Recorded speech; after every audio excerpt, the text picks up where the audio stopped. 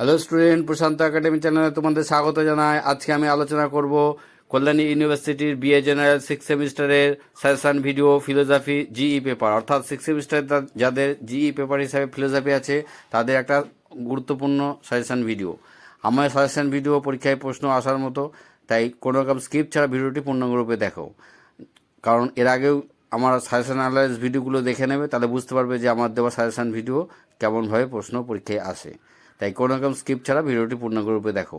আর যারা এখনও পর্যন্ত আমার চ্যানেলটিকে সাবস্ক্রাইব করোনি তারা অবশ্যই আমার চ্যানেলটি সাবস্ক্রাইব করো। প্রশান্ত একাডেমি। লৌকিক বা অপূর্ণ গণনামূলক আরোহ বলতে কী বোঝো? উদাহরণসহ লেখো।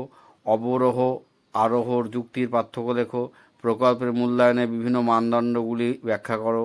আরোহ অনুমানের ভিত্তি হিসেবে প্রকৃতি একরূপতা নীতি কার্যকর নীতির ব্যাখ্যা করো। মিলের ব্যতিরেকী পদ্ধতির অসুবিধাগুলি আলোচনা করো। আমার এই কোশ্চেনগুলো খুব ইম্পর্টেন্ট, এগুলো পরীক্ষায় আসবে, তাই তোমরা প্রশ্নগুলো দেখো, লিখে রাখো এবং তৈরি হয়ে নাও।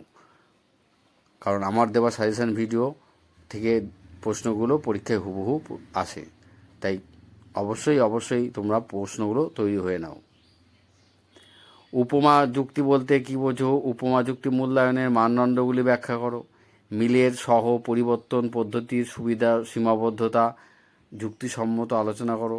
মিলের পরীক্ষামূলক পদ্ধতিগুলি কিভাবে সমালোচিত হয় আলোচনা করো। কপি কিভাবে ঠেকো প্রকল্প ব্যাখ্যা করেন। কপিকে অনুসরণ করে বৈজ্ঞানিক ব্যাখ্যা এবং অবৈজ্ঞানিক ব্যাখ্যার মধ্যে যে কোনো দুটির প্রভেদ আলোচনা করো।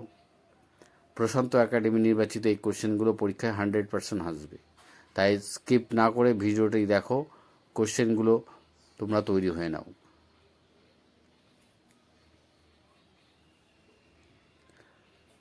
কার্যকরণ সম্বন্ধে আবিষ্কার তথা প্রমাণের পদ্ধতির মিলের ব্যতিরেকী পদ্ধতির সবিচার আলোচনা করো। আরোহ অনুমান ভিত্তি হিসাবে প্রকৃতির একরূপতা নীতি ও কার্যকর নীতি ব্যাখ্যা করো। কিছু কোশ্চেন আমি ডবল দিয়ে ফেলেছি, তোমরা একটু দেখে নেবে। দৃষ্টান্ত সহকারে বিজ্ঞানসম্মত অনুসন্ধানের 7টি স্তর আলোচনা করো। মিলে পরীক্ষামূলক পদ্ধতিগুলির অপনয়নের হাতিয়ার আলোচনা করো। অস্থায়ী পদ্ধতির অন্যই পদ্ধতির অসুবিধাগুলি ব্যাখ্যা করো। প্রশ্নগুলো ভালো করে দেখো। তোমরা যেখানে প্রাইভেট টিউশন নাও বা বিভিন্ন বই দেখো, সেগুলো থেকে দেখে নোটসগুলো রেডি করে নাও, কারণ এগুলোই পরীক্ষায় এসেছে। অন্যই ব্যতিরেকে পদ্ধতির সুবিধা অসুবিধা আলোচনা করো। প্রকল্প কি? একটি প্রকল্পের প্রকল্প রূপায়ণের ক্ষেত্রে কী কী শর্ত পূরণ করা প্রয়োজন।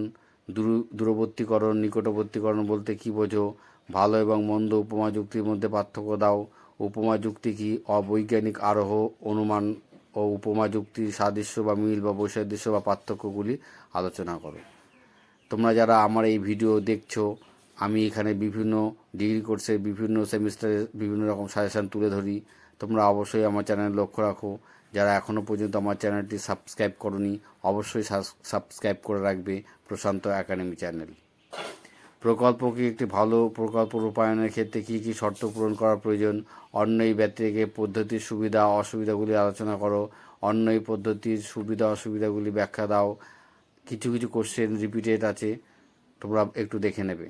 যদি আমার এই সাজেশন ভিডিও তোমাদের পছন্দ হয় তাহলে অবশ্যই এই ভিডিওটিতে একটি লাইক দেবে, কমেন্ট করবে আর বন্ধুদের মাঝখানে শেয়ার করে দেবে। আর যারা এখনও পর্যন্ত চ্যানেলটি সাবস্ক্রাইব করেনি অবশ্যই প্রশান্ত একাডেমি চ্যানেলটি সাবস্ক্রাইব করবে। প্রশান্ত একাডেমি।